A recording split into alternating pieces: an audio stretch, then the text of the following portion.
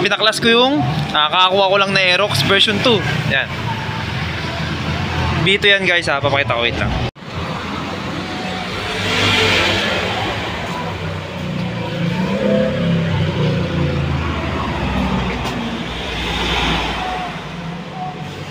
Binaklas ko na siya agad guys kasi ang pangit ng takbo niya. Bukod sa madragging, tapos yung top speed niya, tsaka yung arangkada na bawasan. Pagbukas namin, ito ang aming nakita. Ayan. Alam niyo na siguro, hindi nyo pa medyo para sa akin, hindi pa masyadong sikat. Pero itong lining na to guys, yan. Tingnan nyo kung ano nangyari. Bang!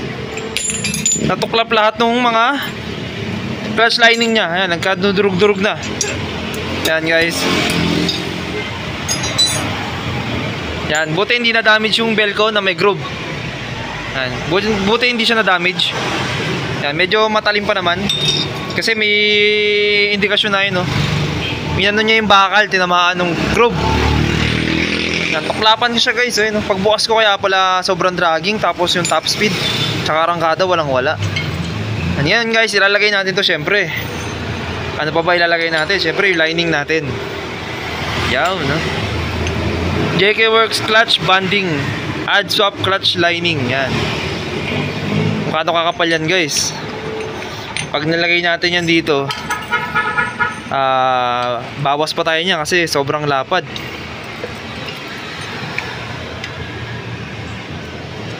Babawas pa tayo dyan. Yan, testing nyo lang, tignan nyo guys. Hindi na papasok sa bell kahit i-compress lang. Hindi pasok sa bilan kasi ang kagandahan din dyan guys, napakamahal nung pandikit na ginagamit namin dito. Yan, yung pandikit na yan guys, napakamahal yan. Kaya hindi siya tulad nito matutuklap. Yan, tsaka yung quality ng lining nito iba. Yan, presyo to doble. Ito, yung nasira dito sa lining natin na kalahati lang ng presyo nito. Kasama na yung baklas kabit niyan guys. Tsaka onting slight na pagtono sa clutch lining side ninyo. Yan. Iba kasi ang tono natin doon sa pulley side. Wala pa tayong pandigri nun. Wala pang talim yung lat machine. Tornohan natin guys. Yan. Ayan, kakabit namin to. Tapos gamit tayo nito. Yan. Pitch bike. Pitch bike ba to? Pitch bike na clutch tsaka center. Yan. 1,2 tas 1,000 lang na clutch spring. Lagay natin yan dito guys.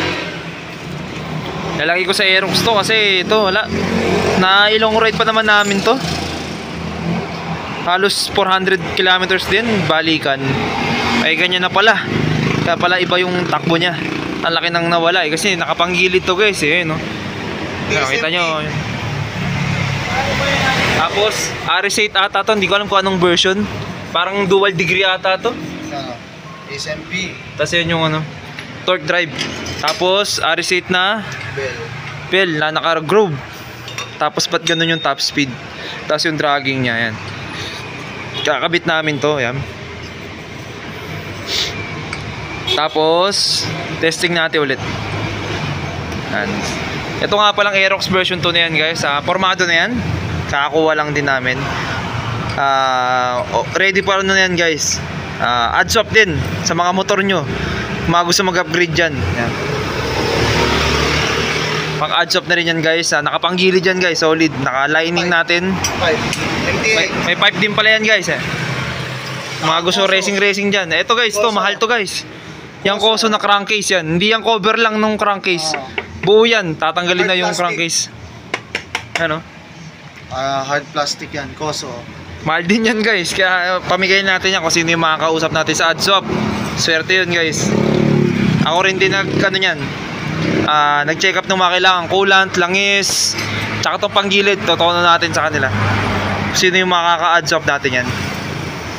Kapit lang natin to.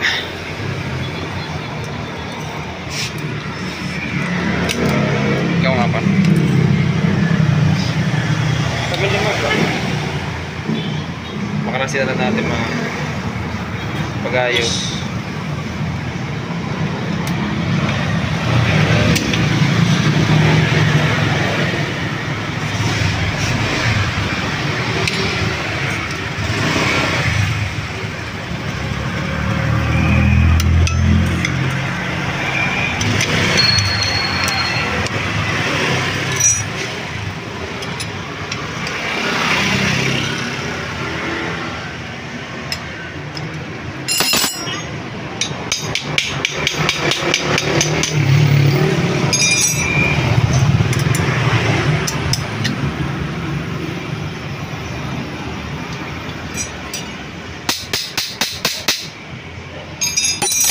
Nice.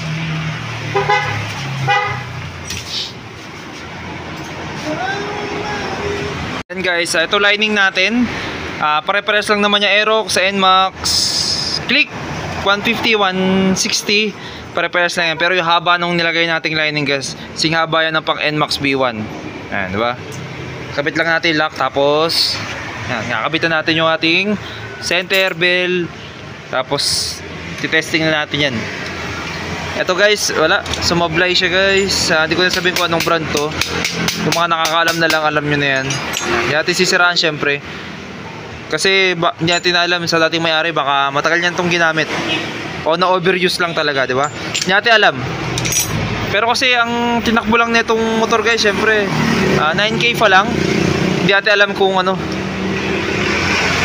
kung kailan pinalitan, kung ilang thousand lang tinagal nito. Pero binuksan ko to guys nung nakaraan, okay pa eh, bago mag-ride. Pero ngayon wala, bumikay talaga siya. Naiwan yung mga ibang material eh. Naiwan. Siguro okay naman yung pandikit na ginamit. Mukhang nadurog lang talaga tong ano. Ayun oh. Eh, nakabit na guys eh. Babawasan na lang to. Pagkabawas eh, hindi matanggal. Sobrang laki kasi talaga niyan guys eh. Kita nyo na may tsura oh. Solid. Di ba? Ano yung housing natin, yan, kasama yan yung isang set yan. May housing natin. Ito sukat na sukat to dun guys, para dun sa mga ano, ilang beses na nagpag-groove ng bell yung diameter ng inner natin ng Mixina. Sukat na sukat yung ganun. Hindi na natin kailangan bawasan yan, pero pag yung one time lang na groove, yan, sukat na sukat to. Kasalpak na lang din namin to guys. Tapos babalitaan ko na lang kayo sa performance syempre. Pero isa lang masasabi ko guys, napakaganda ng performance itong lining na to.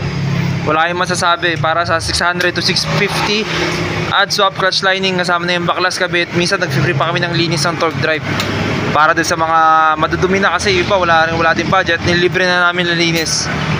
Tsaka yung bell, kasi pag may grasa to, pwedeng dumulas yung lining, sisirahan yung lining natin niya kasi nga mababalot to ng ano, grasa.